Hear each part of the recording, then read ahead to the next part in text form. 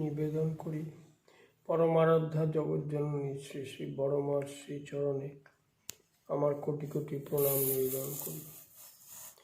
পরম পূজ্যপাদ শ্রী শ্রী বরদা শ্রীচরণে আমার কোটি কোটি প্রণাম জানাই। পরম পূজ্যপাদ আচার্যদেব শ্রী শ্রী দাদার শ্রীচরণে আমার কোটি কোটি প্রণাম জানাই। আজকে ঠাকুরানী চক মন্দির উদ্বোধনের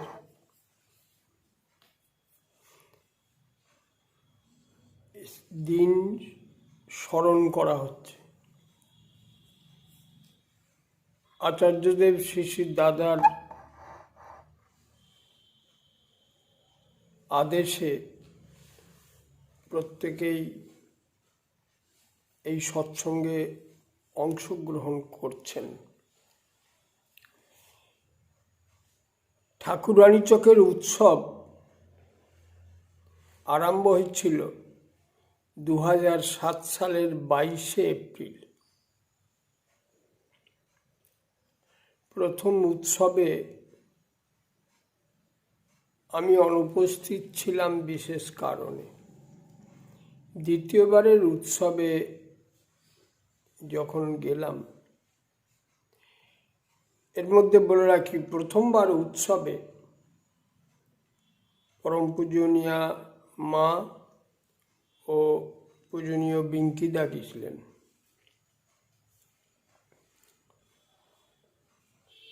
দ্বিতীয়বার উৎসবে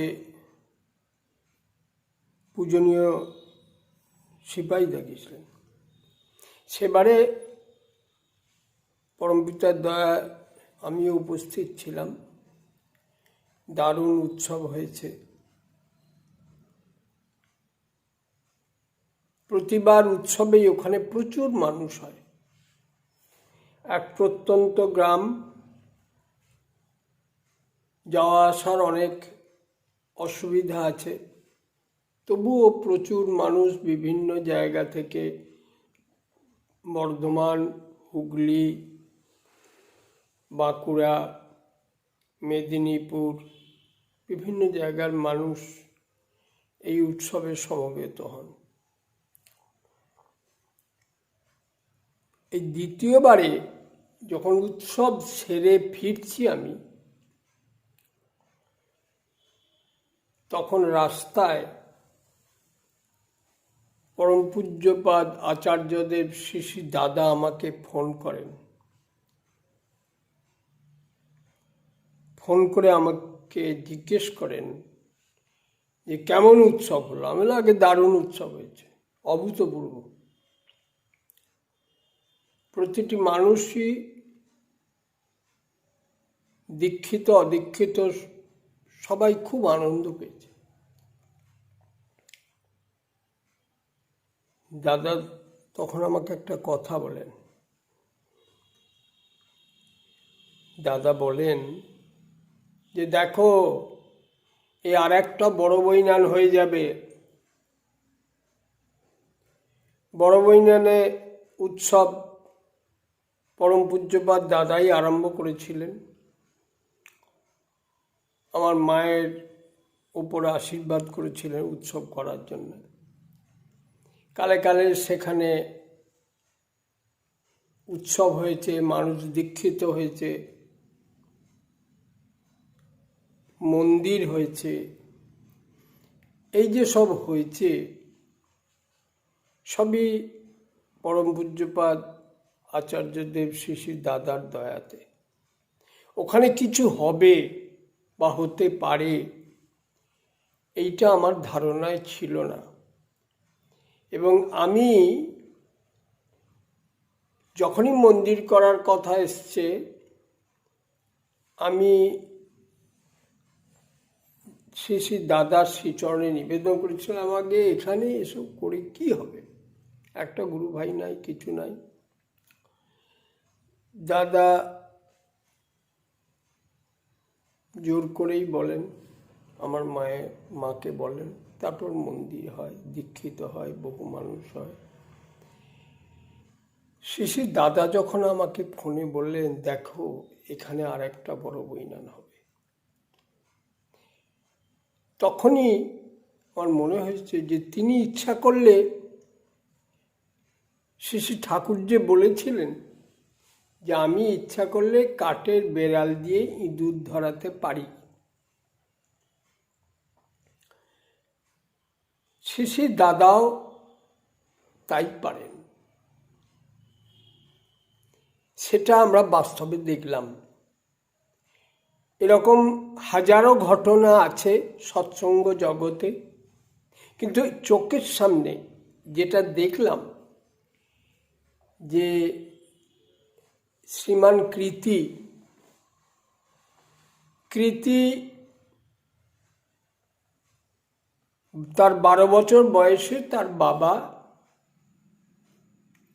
নিষ্ঠাবান ঠাকুরের কর্মী ছিলেন, তিনি 68 দিয়ে যান, দিয়ে বলেছিলেন যে আমার বড় ছেলেটা তো ঠাকুরের হয়ে উঠল না, তা একে আমি দিয়ে গেলাম যাতে ঠাকুরের সেবা করে। সেই থেকেও 68 থাকতো। তারপর ঠাকুর পরিবারের বিভিন্ন গুরুজনের সেবা যত্ন করেছে, আদেশ পালন করেছে। কালে কালে সে ঠাকুর বাড়িতে চলে এলো এবং পরম পূজনীয়া মার কাছেই ও থাকে, কাজে সাহায্য করে। এই যে সে তেমন লেখাপড়া জানে না, কিন্তু এই যে মায়ের কাছে থাকে, আচার্যদেবের সঙ্গ করে, পূজনীয় বাবাইদা, সিপাইদা, বিঙ্কিদা সবাই তাকে স্নেহ করেন, ভালোবাসেন। এই যে এর ভেতর দিয়ে তার যোগ্যতা ক্ষমতার যে বিকাশ, সে যে কি করতে পারে সেটা আমার ধারণা ছিল না। কিন্তু পরম পূজ্যপাদ আচার্যদেব শ্রী দাদা, তিনি তাকে আশীর্বাদ করলেন, উৎসব করার, পরবর্তীকালে মন্দির করার, সবই কিন্তু দাদার দয়াতে সে করল। এবং এখানে ঠাকুর বাড়িতে যে কাজে সে ব্যস্ত থাকে, সেই কাজ করতে করতেই সে করল। এটা কিন্তু কম কথা নয়। এটা যে ইষ্টের প্রতি প্রবল অনুরাগ এবং এটা ভালোবাসার একটা অভিব্যক্তি, যে আচার্যদেব শ্রী দাদা তাকে আদেশ করলেন। তিনি তো জানেন কে কি করতে পারে না পারে, কার যোগ্যতা কি, তাহলে তিনি তাকে দিয়ে এই বিরাট যজ্ঞ সূচনা করলেন, সমাপন হল। প্রথমবার উৎসবে পরম পূজনীয় মা ও পূজনীয় বিঙ্কিদা গেছেন, দ্বিতীয়বারে পূজনীয় সিপাইদা গেছেন, তৃতীয়বারেও সিপাইদা গেছেন, চতুর্থবারে বড় বৌরানী মা গেছেন। প্রতিবারই একবার দুবার ছাড়া প্রতিবারই শেষে দাদার ইচ্ছায় পরিবারের গুরুজনদের কেউ না কেউ গেছেন। এবং 2018 সালে এর উদ্বোধন হয়, তখন পরম পূজ্যপাদ আচার্যদেব শ্রী দাদা উপস্থিত ছিলেন। তৃতীয়বারে পরম পূজনীয় বাবাইদা গেছেন। তাহলে যেখানে কত জায়গায় কত উৎসব হচ্ছে সারা ভারতবর্ষে, সবাইরই তো আকাঙ্ক্ষা থাকে, প্রার্থনা থাকে যে আমাদের এই উৎসবে কোনো গুরুজন আসুন, উপস্থিত থাকুন, কিন্তু সবাই তো আমাদের সৌভাগ্য হয় না। কিন্তু শ্রীমান কৃতির সেই সৌভাগ্যে তার সৌভাগ্য হয়েছে, সে প্রতি উৎসবেই কোনো না কোনো গুরুজনের সান্নিধ্য লাভ করেছে। এটা সোজা কথা নয়, কিন্তু সে হয়তো তেমন লেখাপড়া জানে না, কিন্তু এই যে ভক্তি, ভালোবাসা, গুরুর প্রতি টান, অনুরাগ এবং গুরুকে খুশি করার যে আপ্রাণ প্রচেষ্টা, তার ফলস্বরূপ সে সব কিছু লাভ করেছে। তার রুচিজ্ঞান বড় সাংঘাতিক। আমি দেখেছি প্রথম থেকে তড়িৎ গতিতে সে কাজ করতে পারে। কোনো কাজ যতক্ষণ পছন্দ না হচ্ছে ততক্ষণ সেটা সে করবে না। এই গুরুকে ভালোবাসার যে তাতে একটা মানুষের কি যোগ্যতার বিকাশ হয়, কি পারগতার বিকাশ হয়, মানুষের সুপ্ত সম্ভাবনার যে কি বিকাশ হয়, সেটা আমরা বাস্তবে দেখলাম। ঠাকুর এমনি করেই দয়া করেন সবাইকে। তিনি তো অন্য কিছু দেখেন না, কার কটা ডিগ্রি আছে, কে দেখতে শুনতে ভালো, কার কত প্রতিপত্তি আছে, সম্পদ আছে, ঐশ্বর্য আছে। তিনি দেখেন মানুষটাকে এবং তার গুরুর প্রতি টান, অনুরাগ, ভালোবাসা, ত্যাগ, এইটাই সে গুরুর দয়া লাভ করে। যখন যাতে মনোনিবেশ করে তার ভেতর দিয়ে সে অসাধ্য সাধন করে। এটা আমরা বাস্তবে দেখলাম। কিন্তু এটা একটা উদাহরণ আমাদের কাছে। আমি চেষ্টা করলেও ওই রকম করে করতে পারতাম না কোনো দিন। ও এখানে বসে বসে যা করেছে সেটা পারতাম না, কোনো দিনই পারতাম না। তাহলে তার এই পারগতা বা গুরুর প্রতি টান, আচার্যদেবের প্রতি তার ভালোবাসা, এটাকে আমি শ্রদ্ধা করতে বাধ্য, না করলে অকৃতজ্ঞতা হবে। এই যে সে যে শ্রী দাদাকে খুশি করার জন্য এই যে এত কিছু সে করলো, এবং তার এতে কোনো অহংকার নাই। সে সবসময় জানে যে আমার পক্ষে তো কিছু করাই সম্ভব নয়, এ সবই শ্রী দাদা দয়া করে করিয়েছেন। একটা মানুষ যখন ঠাকুরের হয়ে ওঠে সর্বতোভাবে, তার ইচ্ছা পরিপূরণ করাই যখন তার জীবনের একমাত্র ব্রত হয়, সে হয়তো জানে না, সে হয়তো ব্যাখ্যা দিতে পারবে না ভালো শব্দ দিয়ে, কিন্তু তার ভেতর, তার হৃদয় তাকে নিয়ে যখন পাগল হয়। শ্রী ঠাকুর এক জায়গায় বলছেন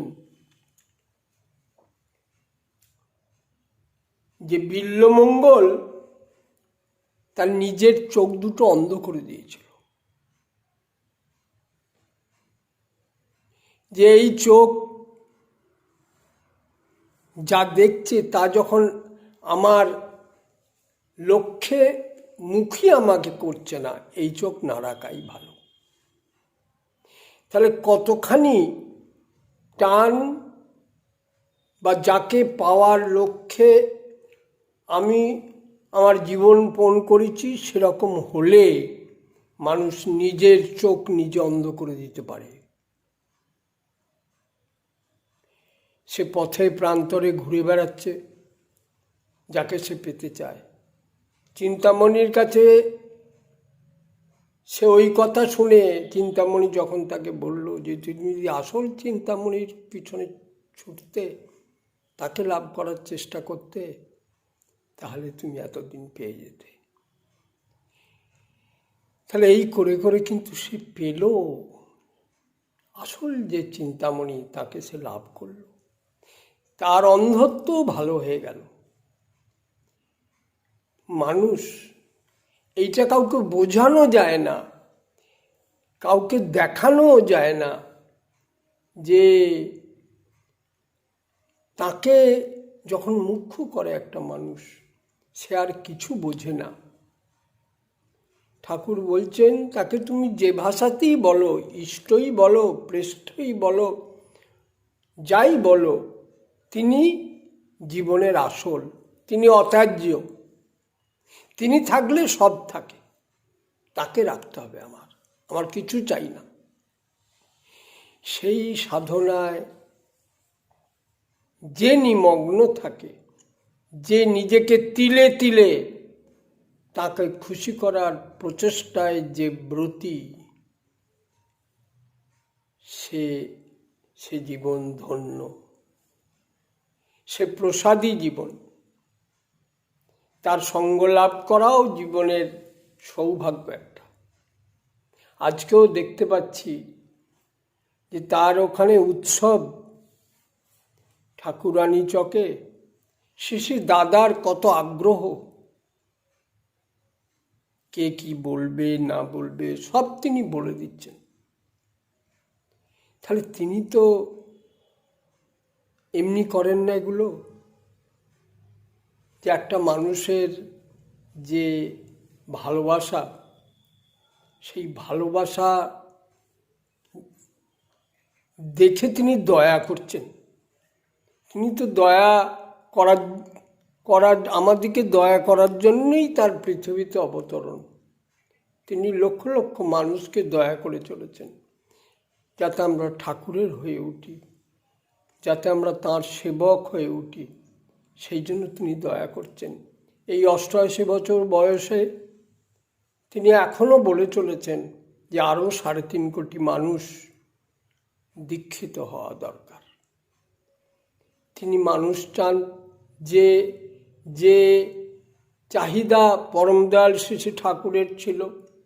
পরবর্তীকালে পরম পূজ্যপাদ শ্রী শ্রী বরদাও সেই একই কথা বলেছেন। আজকে পরম পূজ্যপাদ আচার্যদেব শ্রী শ্রী দাদাও সেই চাহিদা নিয়ে বসে আছেন যে আরও 3.5 কোটি মানুষ। ঠাকুর আমাকে বলেছিলেন, শ্রী শ্রী দাদা কথায় কথায় একদিন গল্প করছেন যে আমি ঠাকুরের কাছে গেছি, আমার মনে হলো ঠাকুর কিছু ভাবছেন। আমি জিজ্ঞেস করলাম,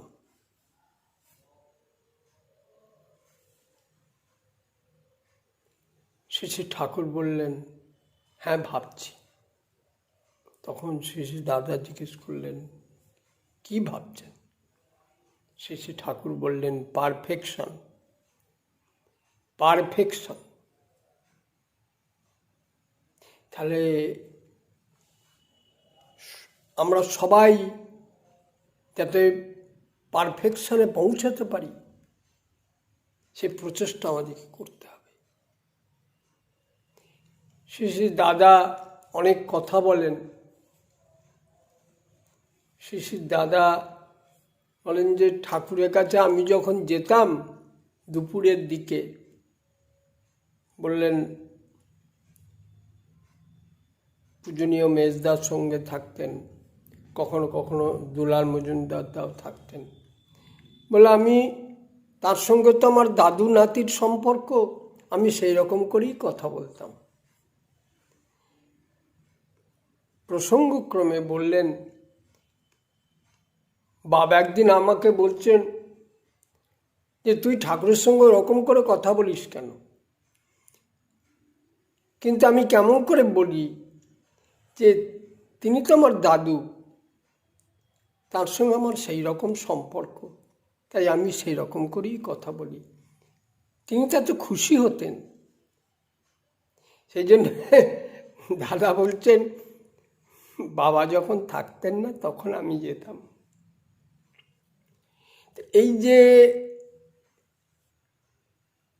পুরুষোত্তম, পরম দয়াল তিনি, কিন্তু তার এই জাগতিক জীবনেও তিনি যে সবাইকে সেই তার উদ্দেশ্য পরিপূরণে সবাইকে তিনি সচেতন করে তুলেছেন, যাতে শ্রী শ্রী ঠাকুর যা চেয়েছেন সেটা যাতে বাস্তবায়িত হয়। যজন যাজন ইষ্টভৃতি পরায়ণ হয়ে আমরা চলব, আমরা ঠাকুরের ইচ্ছাকে বাস্তবায়িত করব। শ্রী শ্রী দাদা যে বলে চলেছেন যে আরও 3.5 কোটি দীক্ষা, সেটা আমরা প্রত্যেকে সচেষ্ট হব। শ্রী শ্রী দাদা বলছেন 1000 দীক্ষা। এই যে সচেষ্ট হয়ে তার ইচ্ছা পরিপূরণ করব, এই সংকল্প নিয়েই আমরা চলব। শ্রী পরমদয়াল শ্রী শ্রী ঠাকুর তিনি দেহতে আমাদের সামনে নাই, আমাদের সেই সাধনার প্রাবল্য নাই, জোর নাই, সেই গভীরতায় আমরা পৌঁছতে হয়তো আমি পারিনি, তাই তাকে সেরকমভাবে দর্শন করতে পারছি না। কিন্তু যার মধ্যে ঠাকুর লীলা করছেন, যার মধ্যে ঠাকুর জীবন্ত হয়ে আছেন, তিনি তো সামনে আছেন। শ্রী ঠাকুরের একটা বাণীতে আছে যে আমার যদি ভাগ্য ভালো হয় তাহলে উত্তর পুরুষকে আমি পাব। এটা আমরা সেই সৌভাগ্যান্বিত, তাকে আমরা পেয়েছি। তিনি খুশি হলে পরম দয়াল শ্রী শ্রী ঠাকুর খুশি হবেন। তাই আমরা সর্বতোভাবে চেষ্টা করব যে শ্রী শ্রী দাদা যা বলছেন সেটা আমরা বাস্তবে করে তাকে খুশি করব। আজকে এই উৎসবের দিন আমরা সবাই সমবেত হয়েছি যে এই উৎসবকে আমরা সার্থক করে তুলব। পরম পূজ্যপাদ আচার্যদেবের ইচ্ছাকে পরিপূর্ণ করে এবং তার মধ্যেই আমাদের জীবনের মঙ্গলামঙ্গল সব নিহিত আছে। শ্রী শ্রী ঠাকুর এক জায়গায় বলছেন, মানুষ যত বড়ই হোক, যত অর্থ ঐশ্বর্য ক্ষমতা যাই থাকুক, কিন্তু অহংয়ের ওপর যে দাঁড়াবে সে একদিন তলিয়ে যাবে। আর যে নিজের অহংকে প্রভুর স্বার্থে যে যতখানি উৎসর্গ করবে, তার ইচ্ছা পরিপূরণ করে চলবে, সে এই জগতে তত স্থায়ী হয়ে থাকবে। আর এই বিধান চিরতরে জারি হয়ে আছে। আমাদের কোনো চাহিদা নাই, শুধু একটাই চাহিদা, শ্রী শ্রী ঠাকুর যা চেয়েছেন। আমরা প্রথমত শ্রী শ্রী ঠাকুরকে চাই, তার ইচ্ছা পরিপূরণ করতে চাই, তাকে সর্বতোভাবে আমাদের জীবনে প্রতিষ্ঠা করতে চাই এবং আমাদের পরিবার ও পারিপার্শ্বিক প্রত্যেকের মধ্যে শ্রী শ্রী ঠাকুর যাতে প্রতিষ্ঠিত হন, তার সেই আদর্শ আমাদের দৈনন্দিন জীবনে যাতে পরিপালিত করে আমরা চলতে পারি, সেই সাধনাই আমাদের জীবনে করে যেতে হবে। আমাদের ঠাকুরের তিনি তো কোনো কিছু বলতে বাকি রাখেননি। তিনি বলেছেন, অন্তহীন অচ্যুত ইষ্টানুসরণ ও ইষ্টানুপূরণের খেলায় নিরন্তর মত্ত থাকার জন্যই মানব জীবন। তাহলে মানব জীবনের উদ্দেশ্য কি তা তিনি বলে দিয়েছেন। সব কথারই সেরা কথা, ইষ্টিতপা জীবন করে ভক্তি প্রণাম মনন করো, ঊর্জির তপা যাজন ধরে। সেই জন্যে আমরা কেমন করে চলব, কেমন করে আমরা আমাদের দৈনন্দিন জীবনে তাকে প্রতিষ্ঠা করব, আমাদের সন্তান সন্ততিকে কেমনভাবে ঠাকুরের করে তুলব, আমাদের পরিবেশের প্রতিটি মানুষকে ঠাকুরের করে তুলতে পারি সেই চেষ্টা চালাবো। এই পৃথিবীতে প্রত্যেকটি মানুষের যে যেমনই হোক, প্রত্যেকের কিছু আনসলভড প্রবলেম আছে যা সে নিজে সমাধান করতে পারে না। তখনই ঈশ্বরের দয়া তার কাছে অপরিহার্য হয়ে ওঠে। সে বুঝুক বা না বুঝুক, আমরা সেই সত্যটা যদি তার কাছে উপস্থাপিত করি, তাহলে সেও পরম দয়ালকে জীবনে লাভ করে ধন্য হবে, কৃতার্থ হবে এবং জীবনের যে আসল মান মূল্যবোধ সেটাও তার মধ্যে প্রকাশিত হবে। পরমপিতার আতুল চরণে প্রার্থনা করি যে আজকের এই উৎসবের দিনে আমরা আচার্যদেব শ্রী শ্রী দাদার ইচ্ছা পরিপূরণে আমাদের প্রতি প্রত্যেককে নিজেকে উৎসর্গ করে এবং তার ইচ্ছাকে বাস্তবায়িত করে আমরা জীবনে সার্থকতা লাভ করি। জয় গুরু। আপনারা সবাই ভালো থাকুন।